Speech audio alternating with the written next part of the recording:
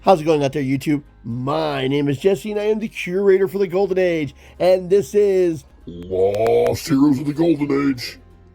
Should we just make that part of your script so that every time I know you're going to say it? That seems to be part of the script right now. Yeah. Anyways, this time we are doing Bob Phantom, Scourge of the Underworld. I could have said his name. Well, you didn't have to. This hero is a little ridiculous. Yes, I know it's a little ridiculous, but it's a request video by him. Okay, yes, we are doing Bob Phantom, the Scourge of the Underworld. Now, this one is interesting. We are doing it because it's a request, and it feels like one that we should have done earlier in the MLJ month, because this superhero is actually the first costumed superhero from MLJ Comics, which I do mention in the video. And because of the character design, it kind of shows that it was the first costumed superhero for them. Because if you've seen some of the costumes that's in MLJ Comics, the Shield, the Web, the Fly, the Jaguar, they've got some really interesting and elaborate costumes. And the one for Bob Phantom, it's a little basic. I'm not saying it's bad. It's just not the kind of character design or stylized things that you see with MLJ. They really had some great art styles in there. So this one, you can see how it's their first one. Now, he follows the same basic route. He has a female sidekick. Not everyone got revealed to their sidekick. So he has this gal Friday. He is a detective because every superhero in the Golden Age is a detective. So, now I cover all this in the review. So let's go over Lost Heroes of the Golden Age. Yes, Lost Heroes of the Golden Age with Bob Phantom. Bob Phantom, Walt Whitney, first appeared in Blue Ribbon Comics number 2 in 1939. Publisher is MLJ, created by Henry Sorton and Ivory Norvik. I might have gotten the name wrong. It's IRV, and I'm not sure. I don't have any context for sounding that name out properly. Now, Bob Phantom would only appear in 2 publications at this time in the Golden Age: Blue Ribbon Comics and Top Notch Comics. Now, he only had 2 appearances in Blue Ribbon Comics before they tried to reorganize themselves, so he found himself a home in Top Notch Comics. Blue Ribbon Comics 2 and 3, and Top Notch Comics number 3 of 25. Now, Top Notch Comics would actually end 2 issues later, because then Top Notch Comics went to Top Notch Laugh Comics, where they were trying to do more comedy stories.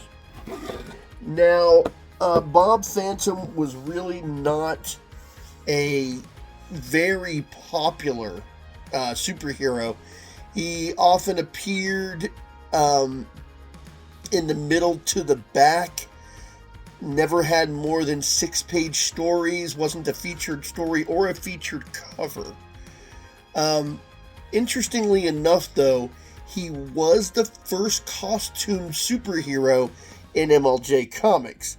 Not the first superhero, but the first one to wear a costume. Now, his powers are a little, well, I wouldn't say ill-defined. I don't think he has the ability to fly, but he did seem to have a measure of invulnerability, and he could disappear and reappear within clouds of smoke.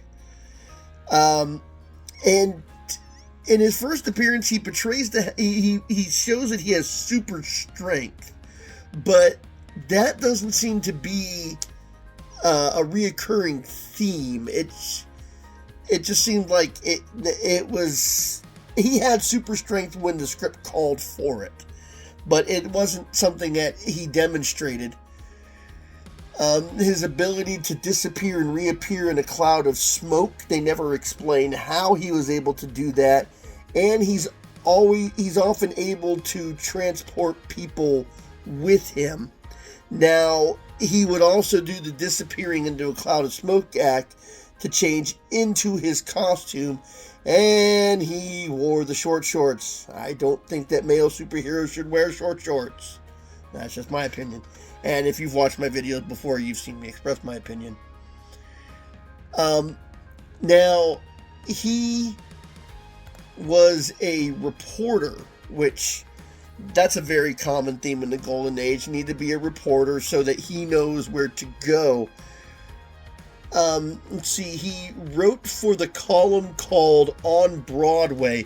It didn't have anything to do with theaters. He was a gossip columnist, and he either put directly what was going on in the crime world in the, I guess it would be headlines of the stories, or hints to what was going on.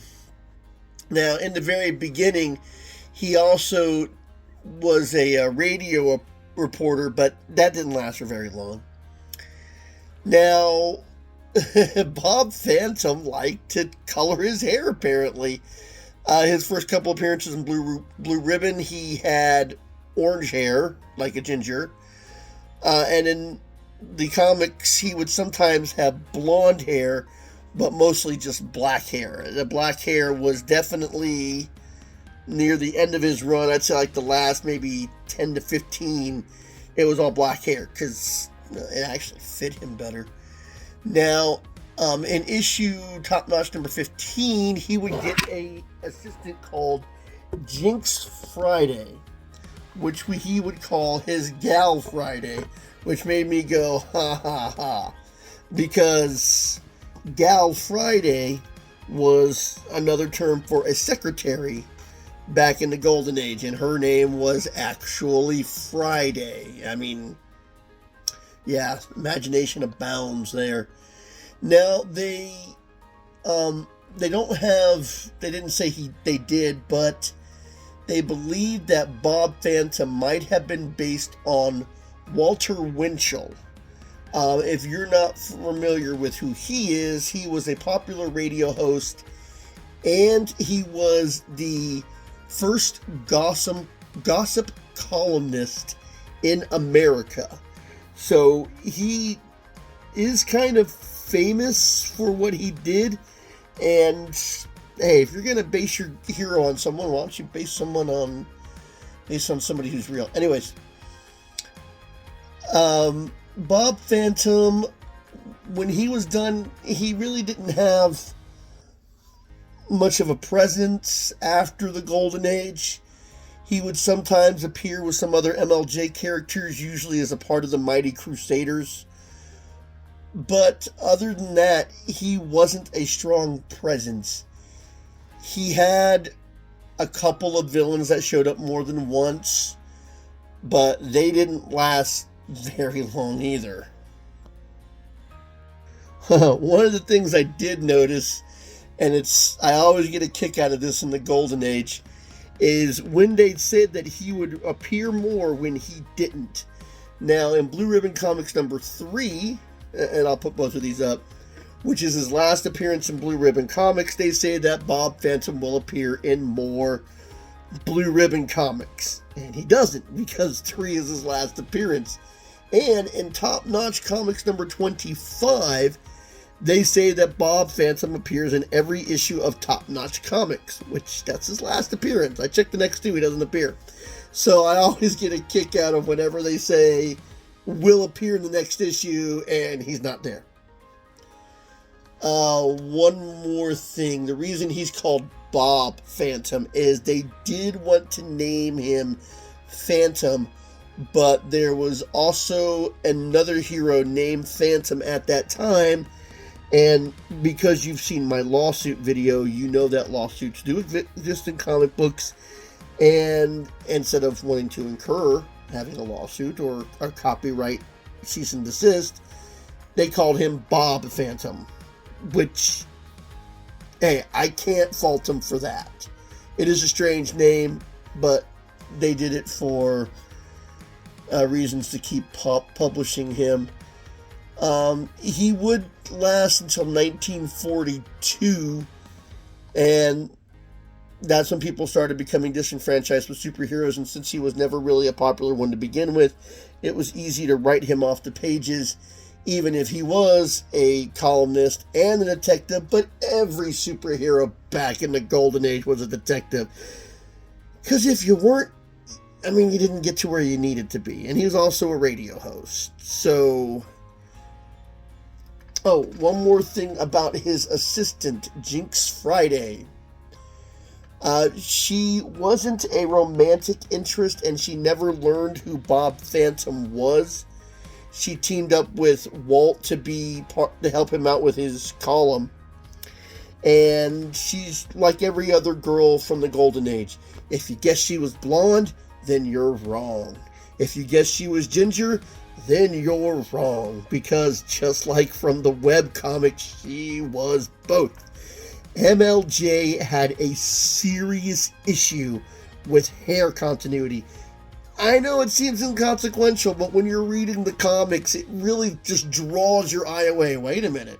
Isn't she supposed to be blonde? Next issue, she's redhead. Okay.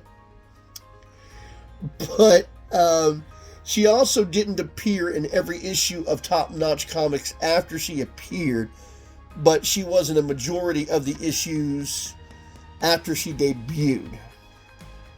Okay, so let's go ahead and cover the first issue. No origin story, explanation of powers. Let's cover the first appearance of Bob Phantom. Bob Phantom, the Scourge of the Underworld. We start off with a nice little splash page, basically just showing off our hero. In a basement dive in the Lower East Side, the Purple Gang taunt their captured double-crossing mouthpiece. And if you ever watched the gangster movies back in the 40s and 50s, you can see what they're doing here while they're giving him cement shoes. They go into a lot of exposition here. First, we put your feet in the tub, then we pour in the cement like this. So basically we see him getting cement shoes, and then they go speeding off into the truck because they're going to toss him into the river, which is what you do when you get cement shoes. Let's see, we'll be down in the river in a half hour and give that double dealer his bath. And then immediately Bob Phantom appears in front of them. He appears out of nowhere. I don't know how he tracked down this truck. He just appears. And then I guess he doesn't do anything because they say that he's a spook and they see him.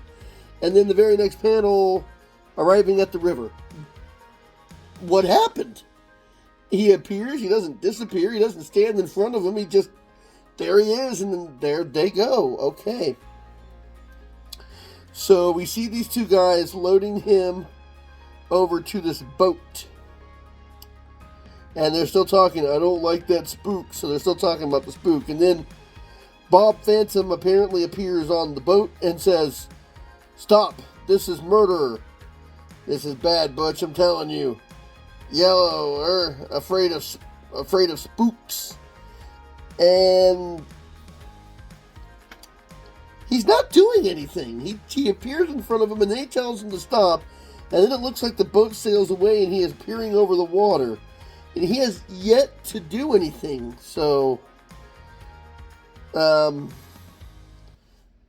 talking about it. Butch, this ain't copacetic. Yeah, Butch, let's skip it. No spooks scaring me. So he tosses what we appear to be an informant in the water. And then all of a sudden, Bob Phantom shows up, grabs the guy, and then disappears again. No explanation for how these powers work. And they say, you see, I told you it was a spook. And the Phantom shows up where the truck is. Bob Phantom throws him into the truck and they drive away. He even says here, they drive to a lonely spot where he removes the concrete. So we see that he can appear and disappear in smoke. Not sure whether he can fly. I mean, him appearing over the water would suggest that, but they don't specifically say it. But we can tell he's incredibly strong because he just rips the cement shoes off of the guy. Thanks, fella. What do I owe you? Nothing. Just hide here until you hear from me. And promise to stay on the side of the law. And then he poofs away. He's gone. Evaporated before my eyes. So stupid. Okay, and then we see The Broadway by Walt Whitney. Side tip. This is a side tip. It's not. I don't think it's the headline. It says it's a side tip. It is reported. I think that's supposed to say reported. Along the Great White Way that Dan Darling, kid mouthpiece for the Purple Gang, has encased in concrete block and drowned in the East River last night. Well, he was encased in. Well, he didn't drown in the river. He got saved. I don't understand the. Okay, and then there's an article that's below this that has nothing to do with what he just said there. Home day ball players are going to do something for the fans. Yeah, it has nothing to do with the rest of the story. It's even hard to read them. Okay. Meanwhile, in another part of town, this must stop. I've become a laughing stock of the town. You can't find the Purple Gang, but our gossip columnists can report their wanton activities day by day. We don't know who this guy is. I thought he was the chief of police. Apparently, he turns out to be the DA. Okay, on the other side of town, we see them drinking. And the criminals are saying that they need to go on the law, or on the lam, which means they need to go running. And Butch is saying, no racket-busting DA is going to run me out of town. On the district attorney's order, the police lay a dragnet for the Purple Gang. So the guy wearing this purple suit, ranting and raving about the gossip columnist, is appearing to be the DA. Now, the cops have no idea how to find the Purple Gang, but somehow Bob Phantom does. So he appears in front of them, and they start shooting at him, and no use, boys, nothing can hurt the Phantom. So, I mean, it appears that he's bulletproof, but honestly, we don't even know if the bullets hit him because he can disappear. So he just disappears, so it looks like all he's doing is trying to either antagonize them or draw them out in the open. Because then we go over here saying, every squad has reported, Chief, not a single clue to the gang's hideout was found. And then we go on the other page over here. I've had enough of the Phantom, Butch. I'm lambing. Me too. Okay. I understand going on the lam. I've watched old gangster movies, but I can't recall that I've ever heard them say lambing, using going on the lam in the form of a verb. I'm lambing it. And then we come to another thing by Broadway's. Like I said, it's a gossip columnist. Flash. While the district attorney was blaming the police and the police were passing the buck to the DA for the failure to find the Purple Gang, a mysterious Phantom has been scaring the daylights out of the gang. Several of them were seen at Grand Central yesterday. They were not down to meet a train. They were there to catch one. Tee-hee-hee-hee. Under that it says observation car, years ago, Boston. Okay, nothing to do with the story. Okay. Let's see, get them, boys. You better give up, Butch. The police are closing in. And they charge him, which means that those two thought bubbles were out of order. It should have been him saying that they're closing in and then get him, because in the next panel he said, you asked for it, boys. So this was another mixed up text bubbles, like when I pointed it out in Ace. Okay, so they punch out one guy, and then another guy says, that's enough for me, Butch. I'm lambing. And I just, the word lambing, it doesn't fit. maybe it was a term in the 1930s, but because this came out in 1939, I've never heard of that verb before. Maybe I'll look it up and see if it actually existed at one time, but lambing is just so weird. Okay, the next day, as Butch is about to leave his hideout, he again meets the Phantom. This is happening over a course of a few days. Better give yourself up, Butch. The cops won't give you the workout that I'm going to give you every day. The Phantom will never get in here. And then the Phantom appears into what appears to be his panic room. And Butch seems to be very tired of having to deal with the Phantom. You're going to give yourself up, Butch? Bob Phantom disappears. The gangster's on the floor, bruised, battered, bleeding. And what we figure out who to be Walt Whitney seems to be in front of a megaphone, so I guess he's giving radio reports along with the newspaper. Flash. It was exclusively learned by your New York correspondent today that Butch Bradley, leader of the Purple Gang, will give himself up to the DA. And then we see the car, and then I guess the Phantom teleported away because you see the smoke. Well, Butch, here's the DA's office. You won't see me anymore, but I'll be with you just the same. And then we see him, Butch is in jail. Haha, I guess old Whitney scooped the town again. And we see the smoke and the trail of smoke inside the office. Oh yeah, I mean, I know they're trying to show us that this is him and his civilian identity, but yeah, way to hide yourself. No, I believe that smoke right there is for us. But interestingly enough, the comic book just ends. It doesn't say that he'll appear in another comic book, which the next issue will actually say. So it doesn't say that he will appear. It doesn't say stay tuned to Blue Ribbon Comics. The story just ends, which is not that unusual. As you've seen a lot of my Golden Age videos, sometimes that just ends. No origin story given. That's it.